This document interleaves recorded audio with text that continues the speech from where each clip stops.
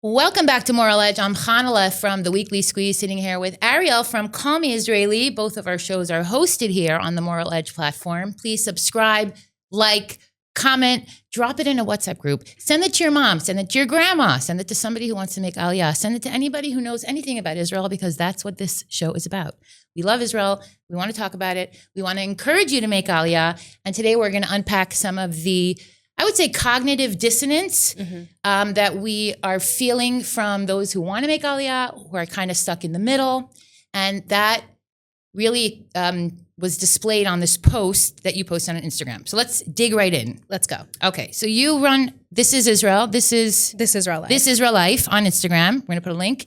And you know who messaged me? Someone from my Intel chat messaged me. My friend Rachel. Okay. And she's like, did you see this post? I'm like, of course I saw this post. She's like, it's great. It's fantastic. She was really, because you never know. Sometimes people send you something and you don't know if they're going to never know. Right, tear you a new one.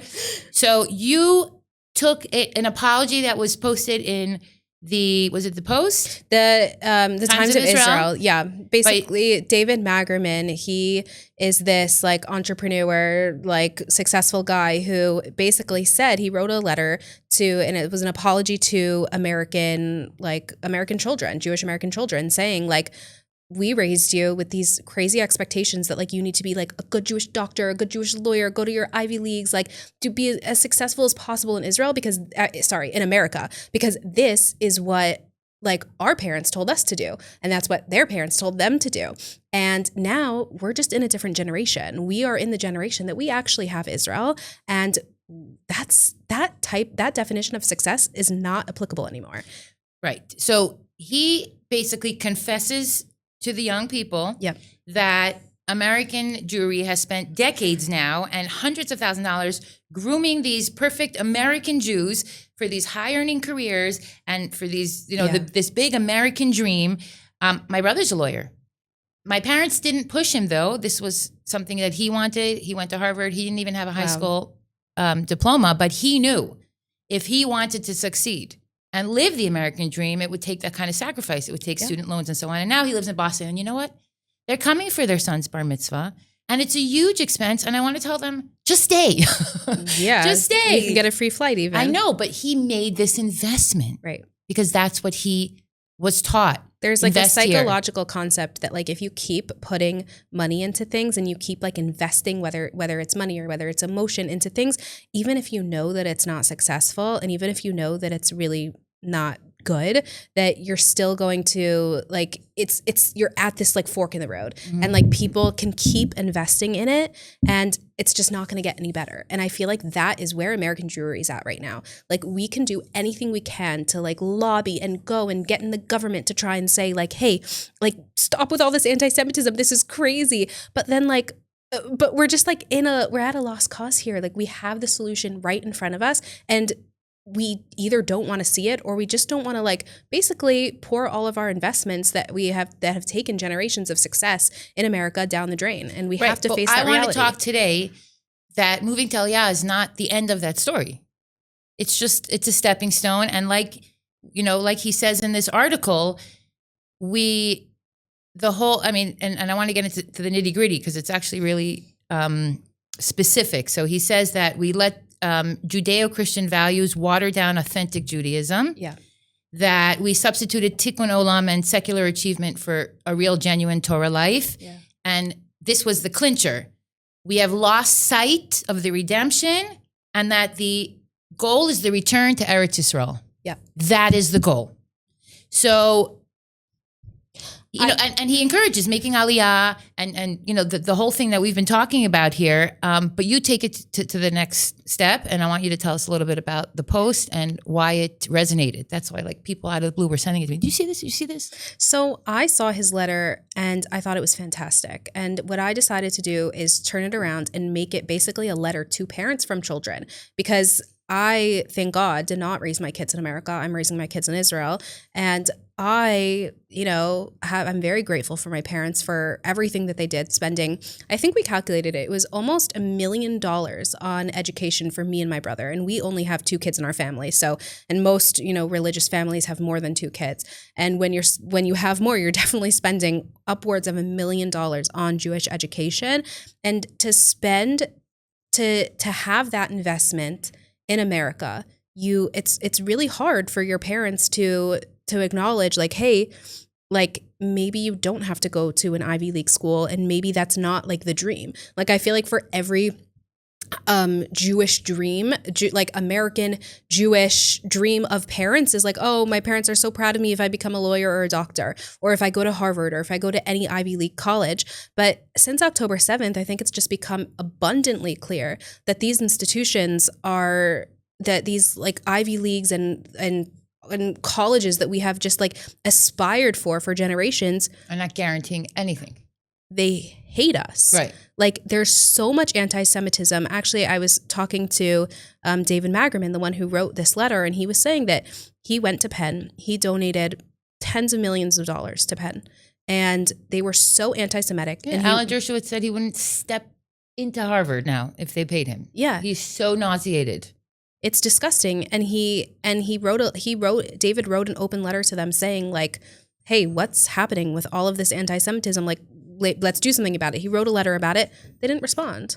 Like, imagine someone who not only is an alumni, someone who donates millions of dollars, they're just not responding. Because he's not Black Lives Matter or the LGBT community. He's just a Jew, and they don't have to cater to the Jews anymore. And it's honestly, it's really true. They have Qatar funds. They have the support of all these Arab communities now, and unfortunately, I mean, we're seeing that the Jews are just becoming extra. We are becoming what we have feared and what we have thought that would be never again, but it's actually happening in reality. Like, we are saying, I know that there was like a protest in, Teaneck, I think a couple months ago, and there was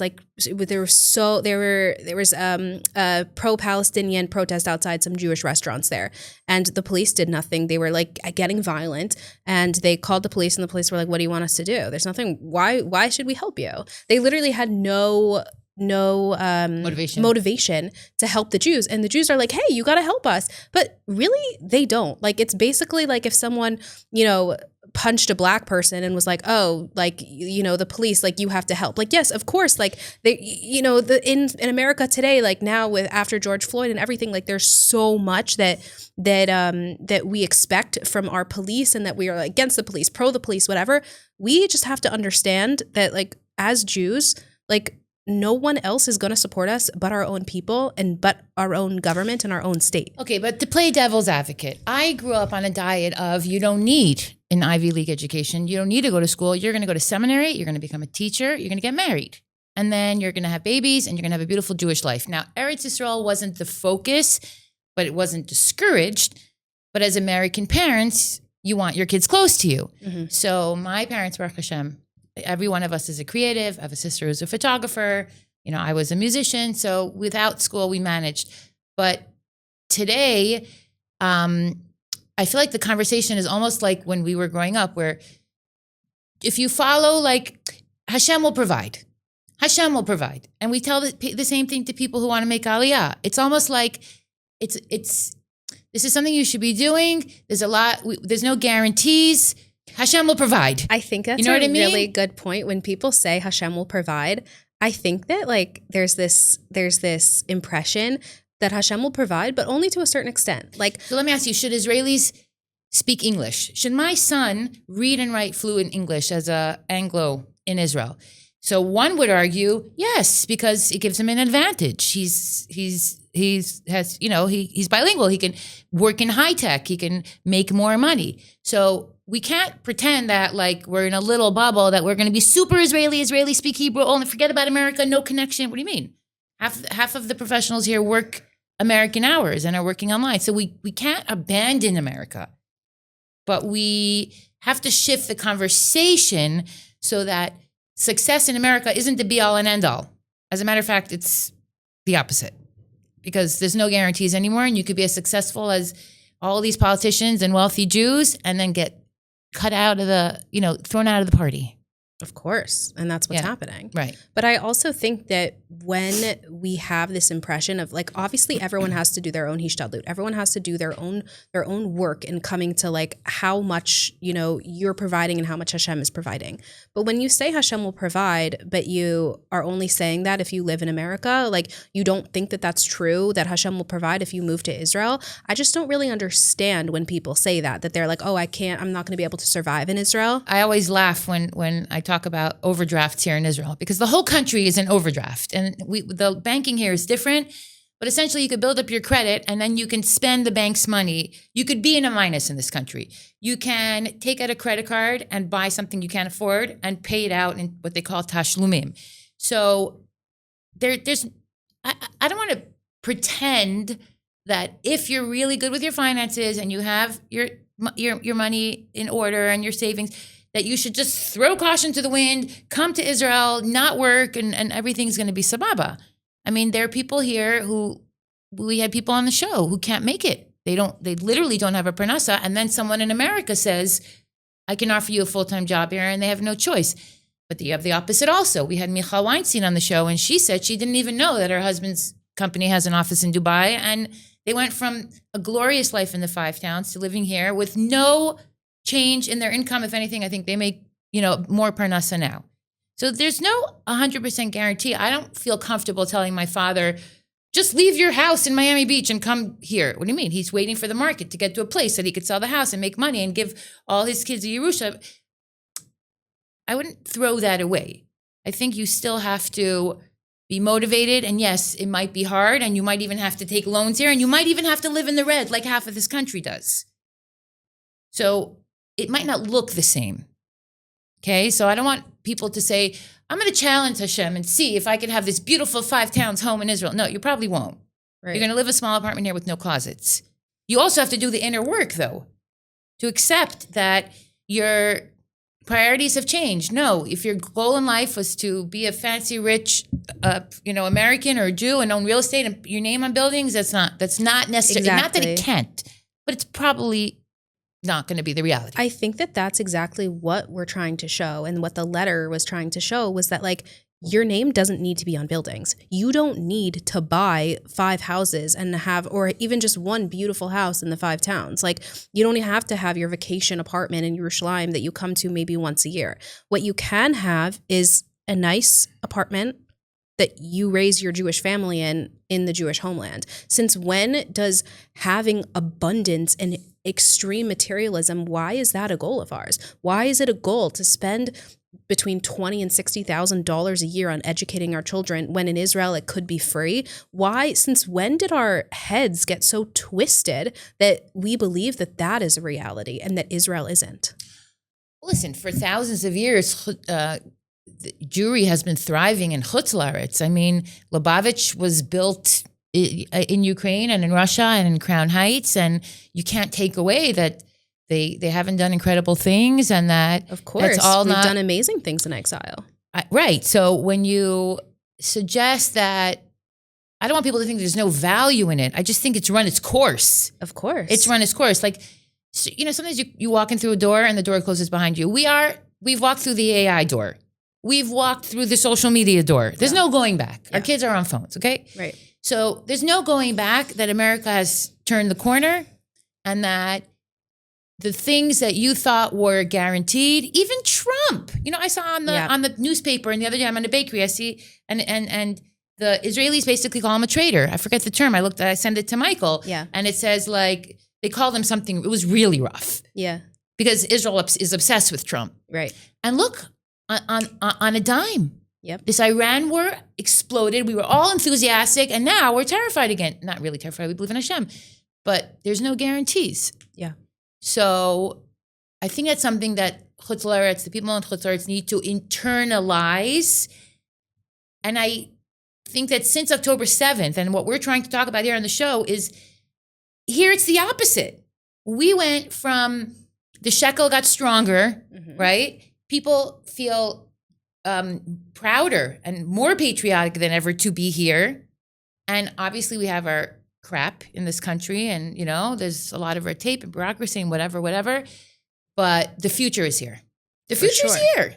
For sure. And I think that I actually did a post and I did some research on be careful what you wish for, because you just might get it. Like all of the prayers that we have been saying for thousands of years, most of them have come true. Like I did a photo comparison of the things that we were wishing for and we're praying for, like that the streets of Yerushalayim will be filled. And that's happening. Like the fact that there's going to be fruits and vegetables in abundance in Israel. 50 years ago, it wasn't. Now we have that. You can go to the store and get whatever. Lychees and raspberries and blueberries and everything. You can get everything you want. And there's dozens, if not hundreds of examples like that. And we're just living our life here saying that everyone will make Aliyah when they can. We're living in this crazy, crazy time.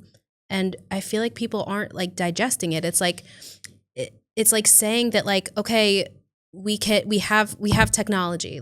You can speak on the phone now. You can speak to people all around the world, and we're kind of denying it. Okay, but you have to get a phone and you have to know their number. But we can do it. It's possible. It exists, and everyone's just kind of okay, one step at a time.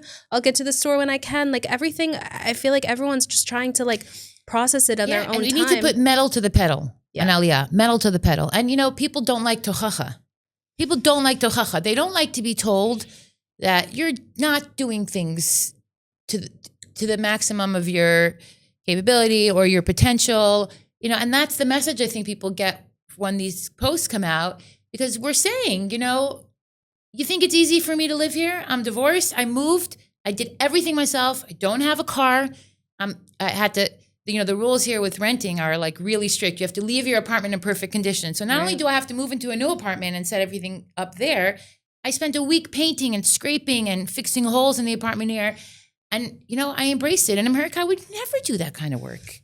But this is what it is. And you know what?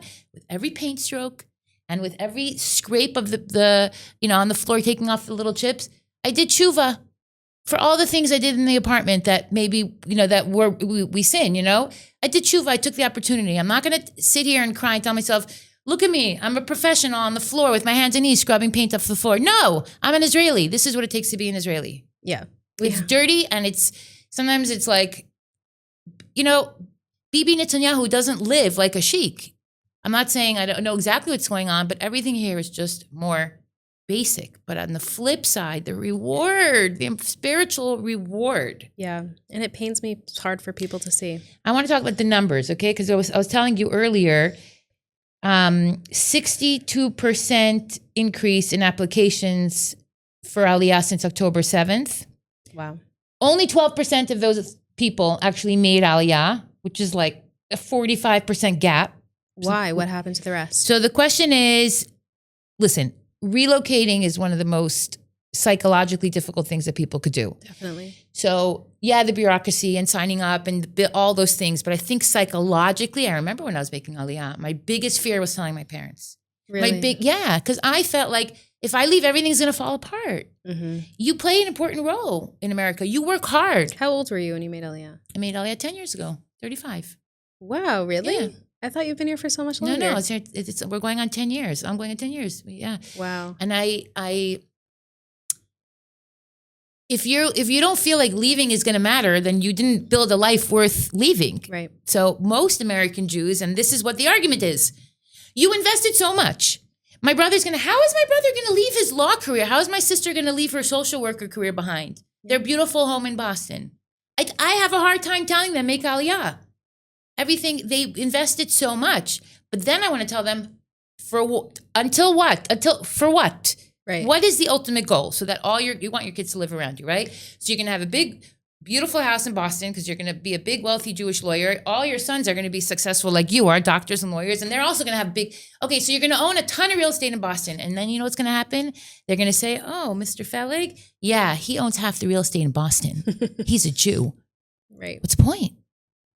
Where's the line? I think for me, the question is where is the line that we have to stop like letting people, I guess, like dictate what we're doing with our lives. Like when we were on our, great grandparents were like on the boat, getting to Ellis Island in America. And they're like, okay, well, we just want to be able to like have an apartment and a roof over our heads. And then, it's like, okay, we just want to be able to, have a warm dinner at night and have maybe like chicken on Shabbat. And then it's like, okay, well, we just need to be able to get a job. And then it's like these milestones just in these goals just keep kind of getting bigger and bigger and bigger. Did you know what Rishon LeZion looked like when people made Aliyah? You ever went to Rishon LeZion? I'm going to take you. There's a museum there. It's one of my favorite places. 2 places in there. They have the most beautiful shul in Israel. It's one of the first shuls. Rishon LeZion is one of the first establishments that that the pioneers came and before Tel Aviv. And they dug out the marshes and the mosquitoes. And there's a beautiful museum and it shows the weather, the elements, the heat, the mosquitoes, the Arabs, all of it. The lack of medication, the lack of antibiotics. There was nothing here. It was a hellhole. Wow. And now people are frustrated because one family got $7,000 for nefesh and another family got $6,000. It's so crazy. I know. You know what it is also? I think there's like a relief like that dissipates when you file for Aliyah because you're like, you did something. But then there's the urgency dissipates. Uh-huh. The urgency dissipates. Why? Because you get caught up in your life and you remember it only during tragedies. Sydney and Rahman al-Islam, we saw Montreal. Yep. You think people in Montreal are not, I bet you a half a dozen people more, 100 people went online and they were like, should we move to Israel? I've been saying for years, you're living in Montreal, full of Arabs, full of Pakistani, full of Indians. I live there. None of you are armed. You think they don't hate you? It's only a matter of time. And yes, a Jew lost his life. Mm-hmm. He was shot dead in a supermarket. And nobody gives a damn. Montreal's not going to do a damn thing. Canada has been insane. Yeah, it's just getting worse and worse. So I think people feel like the crisis was managed. The police caught the perpetrator and then you move on. And here, and the same with London. The same with everywhere. So you're giving this rebuke and you're saying, you're investing in something that's futile, right? At the same time, it calls for a huge sacrifice because we are in a modern world, okay? So we have apartment prices in Tel Aviv are about all over $1 million shekel. You can't get an apartment. Let's say you can't, the truth is $1 million practically. You can't buy anything in this country. But why do you have to live in Tel Aviv? You don't. So, but even in Beit Shemesh and Modi'in, some of the options that are affordable. So in like the super American communities, things are more expensive. I think that, and listen, I'm talking to myself also. We have to stop focusing so much on money. Like I think that people see Israel as like, oh my gosh, like you said, like there's so many Israelis in debt. Okay, yes, obviously we have to be practical, but let's not just like focus every single thing on money. But money buys comfort, time, and quiet. When you have money, you could build a bigger house with better windows, with more property, and then when you don't have money, you live in a tiny apartment with 7 kids in a bedroom. The beds here that like come out, literally you can put 7 kids in a bedroom. Your neighbors are on top of you. It's noisier. It's a more chaotic lifestyle. People want comfort. They want to live like that. They don't know if my parents can't handle a small apartment where neighbors are walking up after living their entire lives in a private home. I think everyone has to understand their limits, but also understand our place in history. Like, I think that it's not such a simple thing. Like, okay, like, if you have 4 children, maybe instead of everyone having their own room, one of them is going to share a room. And is that going to be the end of the world? Would you rather have your children share a room and actually like live through Jewish history and don't bring 500 pairs of shoes? Because you're not going to have anywhere to put them. You're going to put them in storage. People do. They make Aliyah. They leave their containers there, and then very often they don't end up bringing the container. It's so funny. Because they realize they don't need it. Right. That kind of happened to us. We like had a lot of things in America, and for like a year, we just forgot about it, and we didn't even need it in the end. Yeah. Like there's so much that once you move here, you realize that life is different. You don't need to compare. I think the point is that what I really try and do is I try and let God and my soul kind of like dictate my life and lead my life. And if we are going in the direction of like trying to bring me and my family closer to God, then I know that that's good. And I can't imagine, you know, I think maybe for some people, but for most people living outside of Israel, you're not going to really achieve that. And if you really are being honest with yourself about how to connect to the Jewish people more, how to connect to Torah more, how to connect to God more, that is going to be in Israel. And that's going to be with the goal of at least of coming to Israel at some point, if not being here already. And I think that that just has to do with intellectual honesty. And if you want to be honest with yourself, then that's what's going to happen. Now, everyone has their own situation and everyone has their own things that they need to deal with. But I think that so much, including me, we get caught up in the little details and every little aspect of like the everyday hustle and bustle of life. But when you actually think about it and you think about what is the goal, like what are we even doing here, you have to make sure that where you are and what you're doing aligns with that. Yeah. And it takes a lot of faith.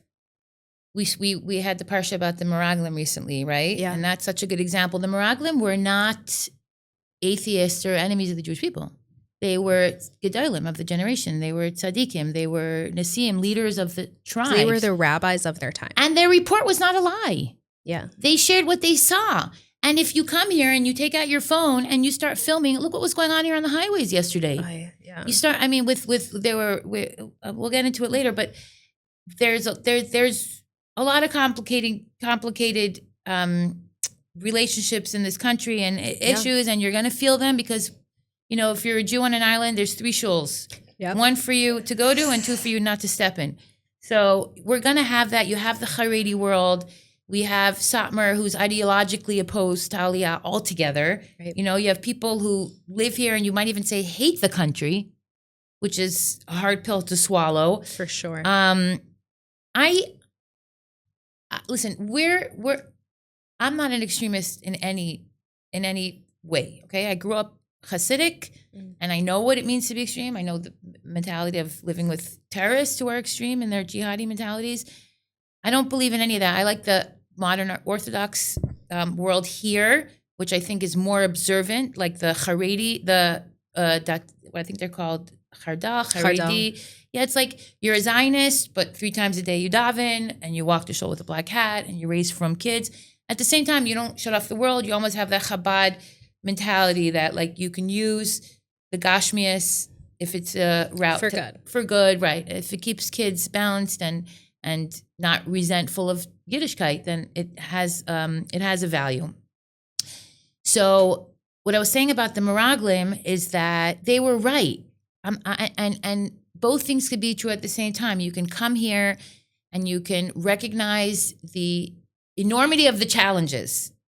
Because I don't think you could sit it out. I mean, when you're here, you feel the politics affect you, right? Yeah. The security affects you. Definitely. So you become very engaged. You become very passionate. In America, it's a little different because as long as you have parnasa, you can buy your safety. Here, you can buy the illusion of safety. You can buy the illusion of safety. That's a good point. That is a good point. I think you get very emotionally invested. So even if you come and you think you're just going to set up shop and start your little life, what happens is, look at you and I. Did we ever think we'd be sitting here hacking a cup about Aliyah day after day? Why did we become so invested? Because everything here matters. Yeah. We all have a part to play in history here. That's why we're here right now. And that's why everyone, like in my community at least, is like doing whatever they can to A, make it in Israel, and B, make Israel a better place. Like when there is a problem and something that we need to fix, like someone is doing it. Like the reason that I minored in entrepreneurship when I went to university here, and one of our assignments was like creating a startup, and every startup that I looked into, like someone in Israel had tried to do it already. And like, it was amazing because we are all here trying to better the world and trying to like, we get here. We're not just like sitting here and like waiting for our husbands to, you know, make money for us. Like we're here, we're working, and we're seeing how we can make Israel and the world a better place. I am concerned. You know, I was telling you earlier, I am concerned about how many people make Yerida. Yeah. And I speak to Israelis and they tell me, what are you doing here? Israelis. Yeah. You don't want to go make a ton of money in America. You don't want to go live off the land there and not worry that someone's going to try to steal it from beneath your feet. Some Israelis think you can raise better Jewish children in exile. I think it could be that Israelis were kind of like raised a little too well. Like, we are so Jewish because Israelis are raised amongst Jews, and Israel is so strong that I think Israelis might have the illusion that like we are so strong all over the world, and that, yeah, who cares? We can go to America, we can leave, and we can go and we can be successful there. I think it's a little delusional. That is an illusion but it's so funny the reason But they I think saw that a TikTok and this Israeli comedian was saying, I came to America. I think he went for the games and everything. He's like, everyone I tell that I'm Israeli, I brace myself for like, and they're like, oh, wow, nice. Welcome to America. He's like, where are all the Israel haters? Where are all the Israel haters? He actually didn't run into them. They're there. I promise. Okay, right. They're there. Americans, though, will be polite to your face. Uh-huh. They're not going to. I never ran into blatant anti-Semitism as an American. My mom actually had a story. She's a real estate agent, and she was showing a house to someone, and the buyer was like looking around. He's like, "Ugh, like thank God you're the one showing it to me. Like there was this other like dirty Jew who was showing me a house before." And she was like, "What do you mean? Like he's another a different? He didn't know she was Jewish." And he was like, yeah, like I definitely don't want to buy anything from like a dirty Jew. And she's like, I'm Jewish. And he's like, oh, I didn't mean that. Like I meant like, so even people say like they just want to backpedal. Like even when you say something that is so undeniably anti-Semitic, like America and like the diaspora still has a culture to just be like, oh wait, no, I didn't, like I still want to be polite and I still like, I didn't really mean it and whatever. They will hate you and talk to you to your face and use you for as long as you can. Everyone knows the Jews have what to offer. Yeah. And honestly, he probably sold his house to a Jew at the end. Why is he showing? Well, I mean, at the end, there's this double, like they're two-faced. They are two-faced because if you have a half a brain, you know that if all the Jews picked up and left and took their intelligence and their money and their education out of the country, the whole country would collapse. I know, if only. It's not even right. At the same time, they are buying what Candace Owens and Megyn Kelly and Tucker Carlson and all these fringe people are saying about Jews and how they run the world and how Israel is a parasite on America. And that is the conversation. That is the conversation. And we saw in Nazi Germany in the 30s, and Hitler didn't have Instagram, and he didn't have a podcast, and he barely had a working microphone, and he sat there and he ranted and raved the most extreme, radical ideas about Jewish people, and the Germans ate it up. Yeah. And in today's generation, unfortunately, we saw what happened with Gaza. We have people believing in Pallywood. The craziest We have lies. people believing in fake footage coming out of Gaza with kids with backwards heads deep here in snow, and my kids 3 kilometers away are in the pool. And people are buying it. This is what you're up against, and it's only going to get worse. Yeah. Because Qatar is funding more, giving more. America did not win this round with Israel. We did not neutralize the threat from Iran. We all know they're coming back around. This is their goal in life, to destroy the West. Yeah. And you know what? Israel is ahead of the game. We at least know our enemy. Yeah. You're sending your kids to schools where Qatar is paying for the after school for the programs. They're teaching your kids what Hamas members in Qatar want them to learn. And until October 7th, and I love my family and I love my friends, I had so many close relatives say things to me like, you really don't believe in the two-state solution? You really don't think that it's practically possible? And I said, no. Hell to the no. Absolutely not. Because when you live here and when you see the black in their eyes and how much they hate you and how their whole lives are to destroy you, you recognize Americans are still polite. Everything is still, but look at the Nazis. They were the politest people in the world. And then they shot people's dogs and babies and grandmothers with no remorse. So here, at least you know your enemy. Here, at least you have a say in the conversation. Yes, real estate's expensive. Yes, food is expensive. Yes, there's bureaucracy issues. Yes, there's things we need to fix. But you know what? Kol hakavod. You're free to demonstrate. Yeah. You're free to demonstrate. They closed all the roads yesterday to demonstrate. You're free to demonstrate. Come here, make a difference. Nobody cares what you have to say in America. Not Trump, not the left, nobody.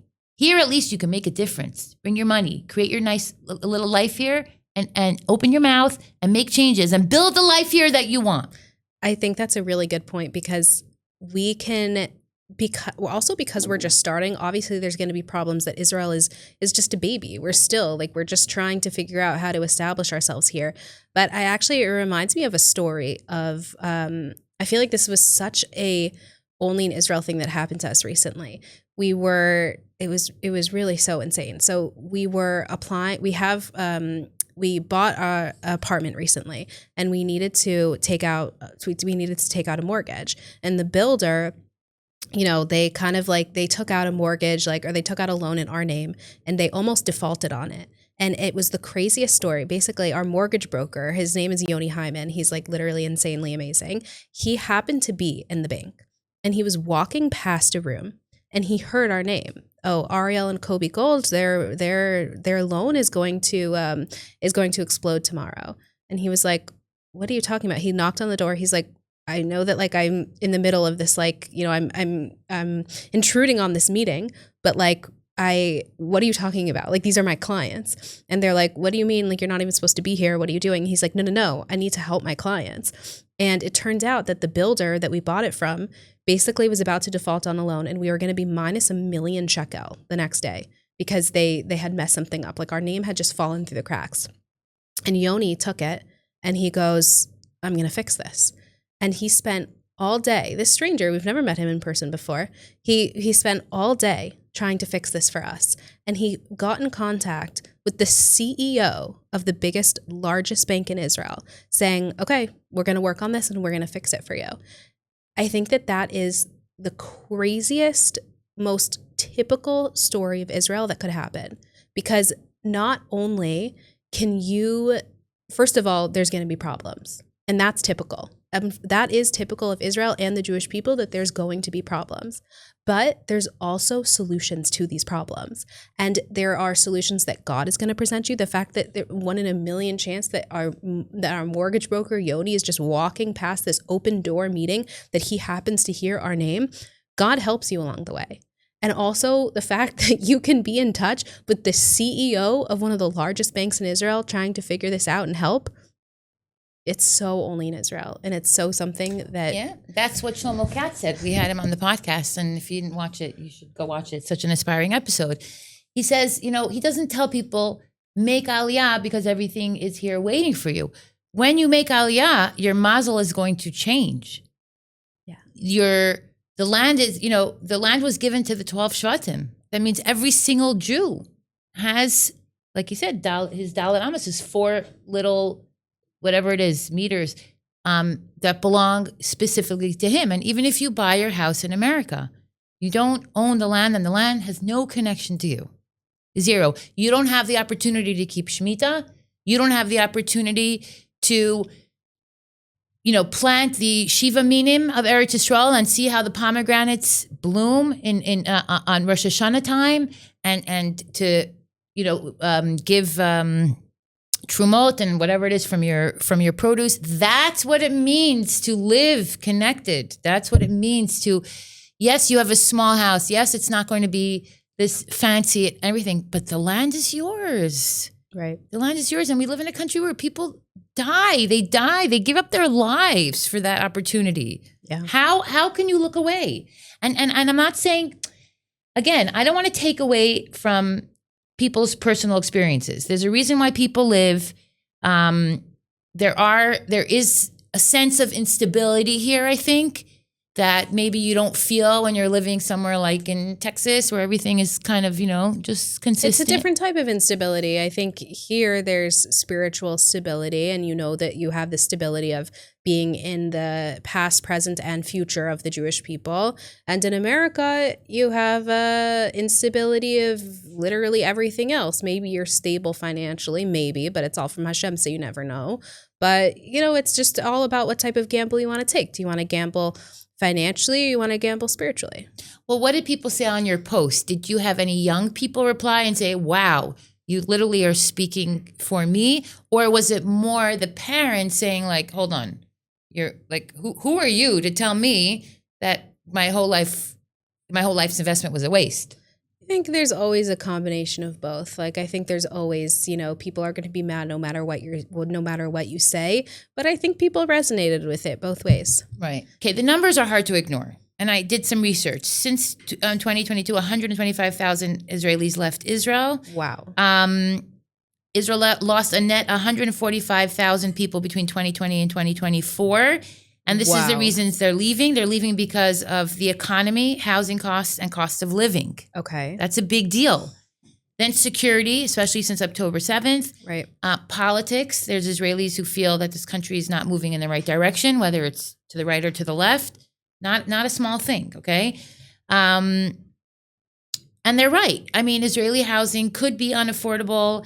The politics could feel unstable, but what people are miscalculating is that they're making a bet that if they move to Berlin in 2025, that's going to be a long-term home for Jews. It's not. Look at history. Right. It's the same mistake. Look at history. You grew up here. You earned the right to be exhausted. We've earned the right to be exhausted, and we've earned the right to have a temper tantrum and say enough is enough. We came here, we're making the sacrifice. I live without closets. What do you want for my life? But that is what it means to be a pioneer.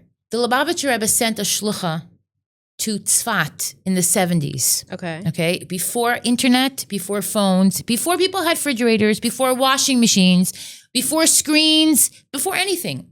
And she came and she had maybe 10 children. Nechama Greisman was her name. She was a Rebbitzin. And she opened the Chabad house. And the Rebbe sent her from Crown Heights to Tzfat.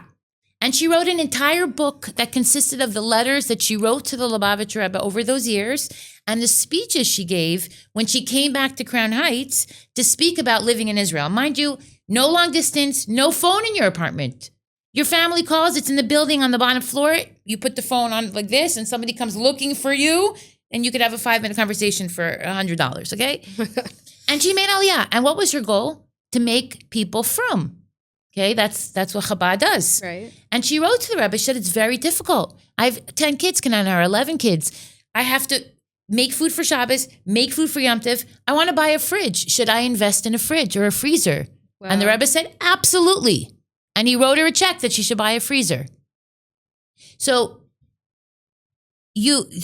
what's my point? My point is you have to be a pioneer to live here.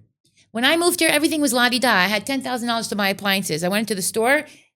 All our appliances cost exactly $10,000 except for the dryer. The dryer was an extra $400. I said, you know what?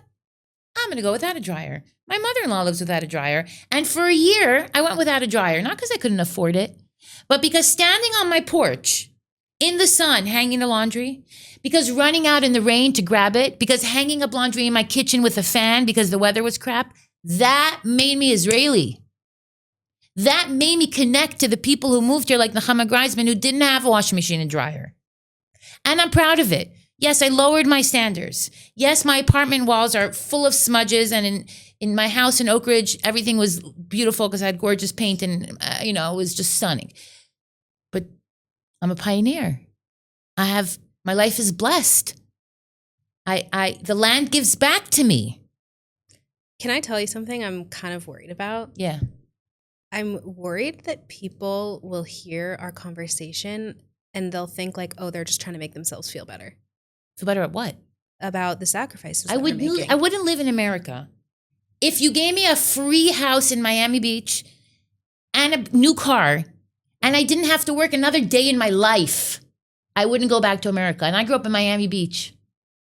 I would never go back. I wouldn't either. I'm suffocating there. First of all, my soul, like when you climb Everest, the oxygen gets thinner. Right. You have to adapt. People train for that. My soul has adapted to the air here, the physical air. When I get off in Chutz La'aretz, I'm suffocating. Yeah. I can't breathe. Yeah.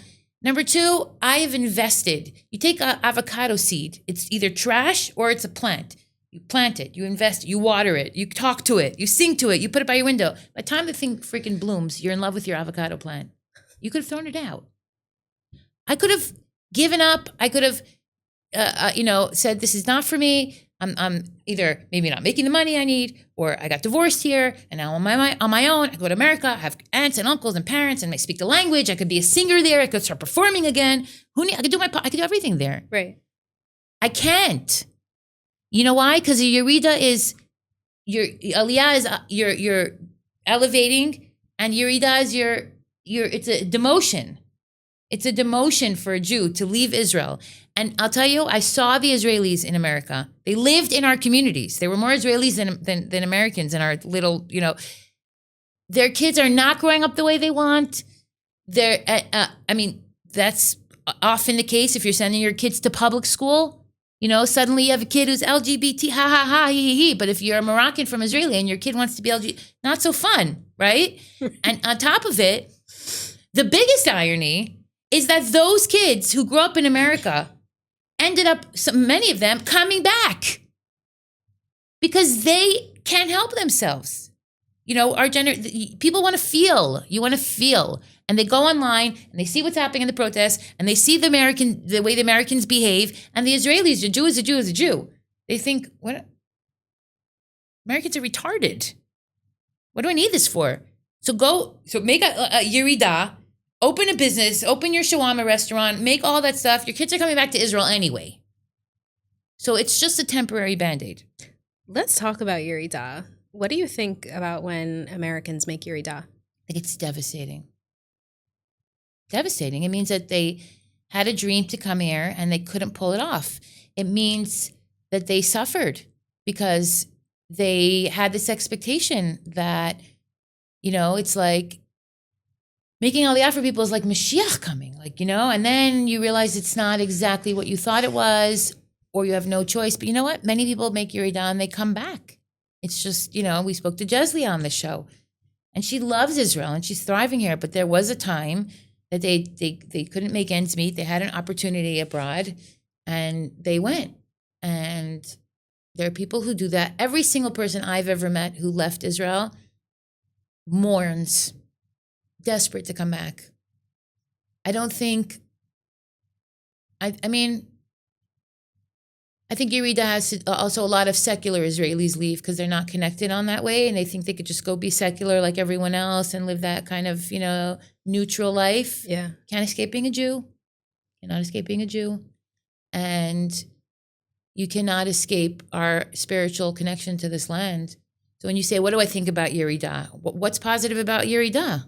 Well, I think that I agree with you. And I think that when people make Yerida, I actually think there's a small positive thing about it. I think that Yerida means that you tried. Yerida means that you at one point made Aliyah. Well, no one's going to yell at you. No one's going to say, as a matter of fact, there's a lot of support when people leave Israel. What do we do? Ay, I'm so sorry. Right. I'm so sorry things didn't work out. God willing, you're going to come back. Right. Hashem is going to help you. This is just temporary. And everyone says, oh, I know. Thank you so much. I can't wait to come back. It's just temporary. Right. We see it as a tragedy. And I agree. I think that it is. But I think that we need to focus on supporting people who, and I guess agreeing with them and saying I'm sorry that you had such a hard time. Shame. There should be no shame in it. There should be no shame. Maybe it's like anything else you take on and you don't succeed in. You could take on a business. You could take on a marriage, a relationship. Right. Sometimes it's not the right time. And you got to try again at a later date. My whole thing with Aliyah is that people should know that it's a goal. People should know that Israel is a goal. And when you make Yerida, it implies that you knew or that you still know that it's a goal. Mm-hmm. And I think that when you have, like, even if our Aliyah and numbers didn't change, but the mentality of Jews in diaspora changed to say, like, yes, we all need to be here.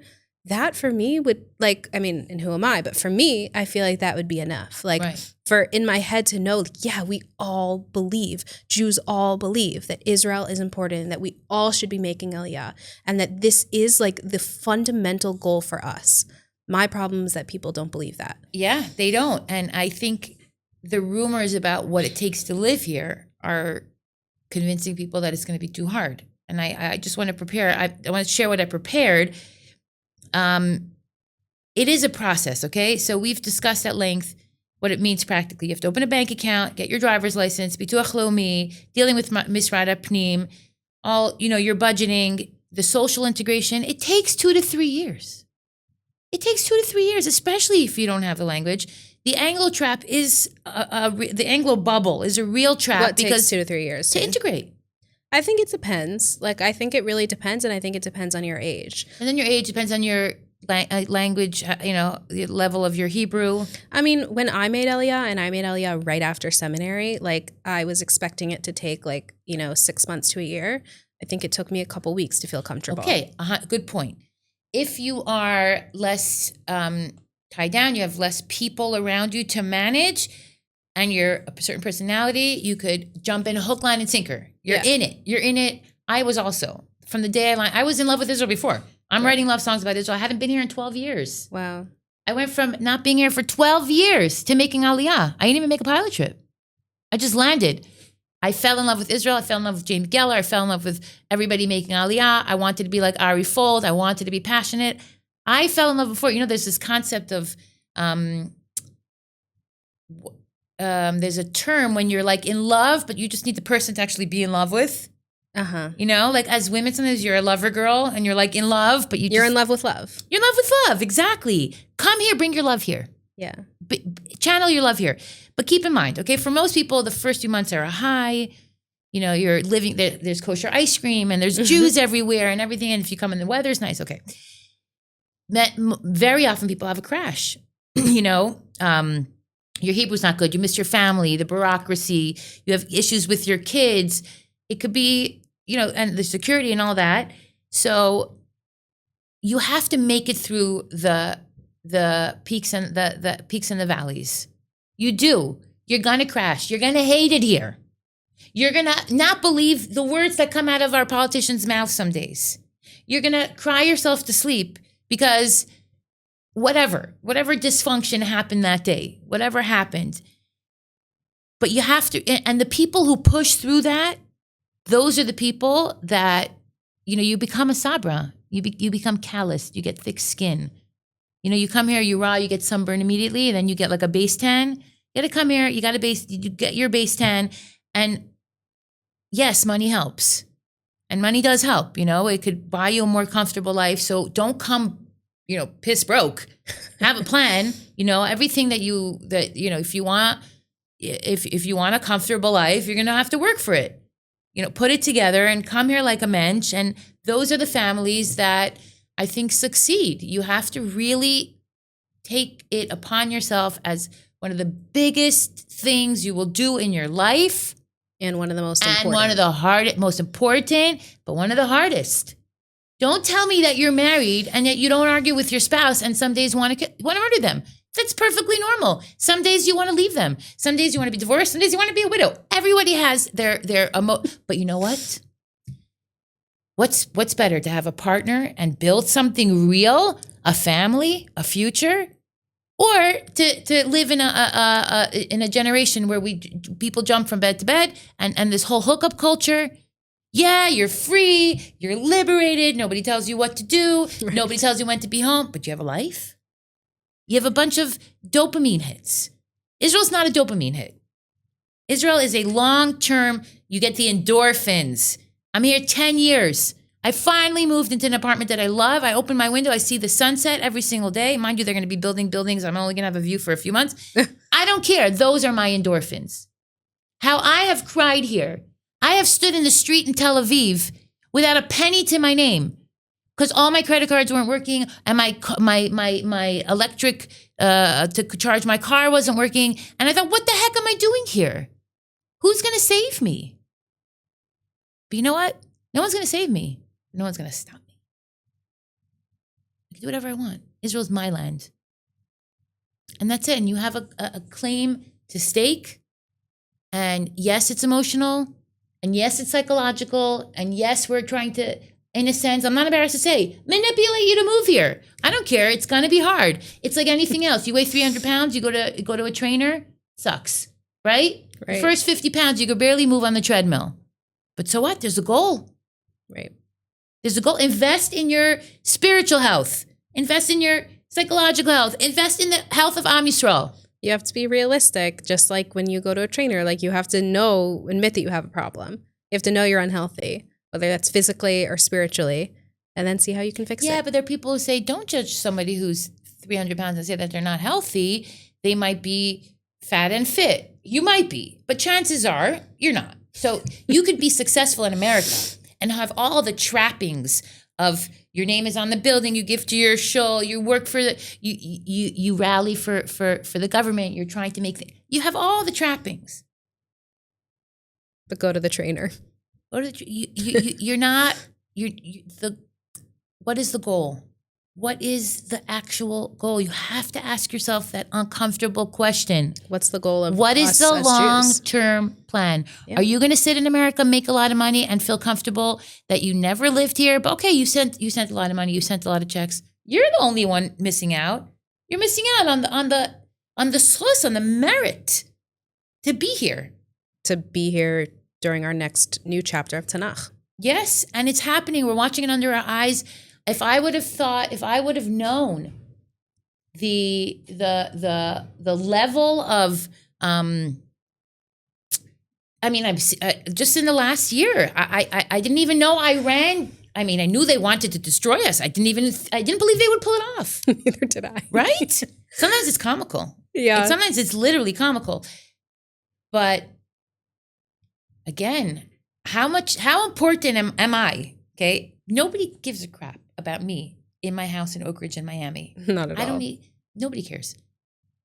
Some mullah in Iran now wants to kill me. That's how much I matter. And you know what I'm going to say? Read between the lines. I'm not going anywhere. This is my home. I live in Israel. You're not going to destroy me. You know why? Because Hashem protects Israel day in, day out. We say it in Tehillim all the time. Yeah. We have a spiritual iron dome here. Yeah. So, to me, like you were saying, you think we're trying to convince people because we're trying to convince ourselves? I mean, no. Right. That's like the feedback that I get sometimes. Like, oh, like Nebuch, like she's so sad that she's just trying to impose it on other people. Like misery likes company? Yeah. It's literally the opposite. It's the complete opposite. It's literally the opposite. People don't even realize. We want this for you. I want this for you because things happen here that just don't happen anywhere else. We are a land of living miracles. When you have the best gift in the world, you want to share it with the people that you love. And thank God we love the Jewish people and we want to share it. And I am so proud of you. And I will tell you that I'm watching like your platform grow and your audience trust you because you're consistently showing them and you're very transparent and you're very honest. And I know you. I see your life here. This is your truth. Yeah. This is my truth. What do you guys think I'm doing now? I'm going to walk in the heat in my suit for a half an hour to walk back to my apartment because I don't have a car. And I'm probably going to stop in the hardware store and buy shelves and a power drill so I can drill them up in my apartment because I don't have anyone else to do it for me. Yeah. And the fact is, I don't have a closet. And I'm going to drill the shelf in the wall. It's probably going to fall off because the walls here are made out of sand. And I'm going to be cursing under my breath. But I don't care. Like, as I've been like saying recently, like, thank God bad things can happen to us in Israel. Like, I'm just happy that like, no matter what happens here, like at least it's happening here. And it can be hard and it can feel impossible. But I think when you actually like, I guess, train yourself or like open your eyes and your heart and your soul wide enough to be able to see what's really happening, like can never be that upset. Look at you. You are to me, I look at you, you are the ultimate Jewish young woman. The ultimate. Wow. You believe in God. You are married to to someone who has the same goals as you. You're raising Jewish children in Israel. Your priorities are straight. You have strong standards for yourself. You didn't throw your Judaism. You could be any type of Jew here without judgment. Yeah. You could grow rastot and wear 6 layers of pants and all these weird things. That's all good. You could pierce your face and have chain. All good. Yeah. But you found your level of spirituality here. You've been consistent in it, and you're growing something real. And everyone else can too. And everyone else can too. And we encourage it. And there's so much support now. Yeah. So we want to see everyone here. Yeah. And we'll be at the airport with our balloons. Yep. We'll if you invite us to your Aliyah. And then you'll come here and you'll be like, you were so right. You were so right. It sucks sometimes. It's, it could be brutal. And I want to give one more example, okay, before we wrap up. Okay. My sister, and I'm always very honest with my audience. I always tell people like it is. I just want to point out, I love my family. I love my brother in Boston. And he's amazing and he does good things and he's the best Jew in the world. And I bless him that while he is in Boston, he should thrive and succeed. And everyone should thrive and succeed. And I'm not, God forbid, wishing ill on anyone. My sister, she's my youngest sister, okay? We're 16 years apart. Wow. She has been living the Jewish single scene for the last 15 years. Mm-hmm. New York to Miami, to a visit to Japan, to travel here, to whatever. Never found the right guy, came to Israel, went on a dating app, looked for someone to show her around Tel Aviv. The girl doesn't speak a word of Hebrew. She is such a typical American. She is so sensory and particular about food and all the things that Israelis don't care and don't try to accommodate you with. She came here, met her now fiance. They got engaged last month in Japan. Wow. Mazel tov. Mazel tov. Made Aliyah. Wow. Right before the Iran war. Called me up and said, what the heck am I doing here? Like literally breathing into a bag, telling me, this apartment, everything is peeling, everything is broken, like in a full panic. I'm like, relax. I'm like, we're going to order panels from Temu. We're going to stick them on your kitchen. Then the war started. An Iran blast blew out their window. She woke up. My God. She woke up the next day. There was an Arab in their apartment. What? She didn't know. She thought it was Hamas. Why? Because the window was blown open in Tel Aviv. She goes, why didn't anyone tell me that people break into Tel Aviv apartments all the time? I'm like, because it's not something we're trying to share. But yeah, if your window's blown out, you might have an Arab in your, Tel Aviv's near Yafo. She woke up in a panic thinking her life was over. They have a shelter 3 floors down, okay? And she spent the entire war half asleep in this shelter. And I spoke to her the other day. So how are you doing, Chayla? I'm obsessed with Israel. Why? I love it. I love walking my dog. I love the people at the gym. She told me that the people in her office, and she has like a tech job, they're contributing to her wedding.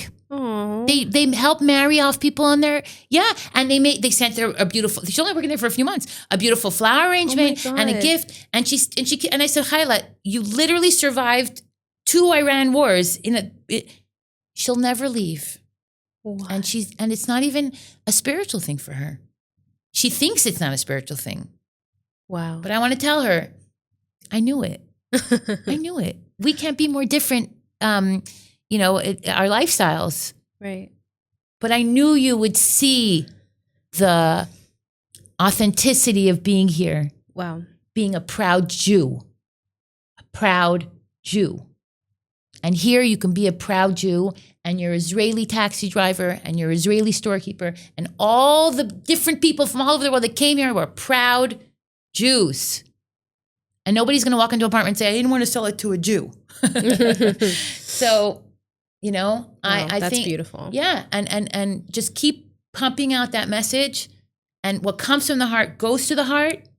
And I think we're doing holy work here at Moral Edge and on our platforms. And I'm going to encourage everyone listening, of course, again, subscribe, share the episode, send it to a friend who's talking about Aliyah, send it to a friend who made Aliyah, send it to your spouse, just send it to your kids and have the conversation. It's uncomfortable. you're going to have people walking out and saying, you know, heck no, it's never going to happen. Those are going to be the ones who make Aliyah. The ones who it hits, you know, hits the most. So thank you for being here. Make sure to subscribe. Like our show, head over to moraledge.com for more. And what can we say? Make Aliyah, we're waiting for you. Thanks for joining us. Yes.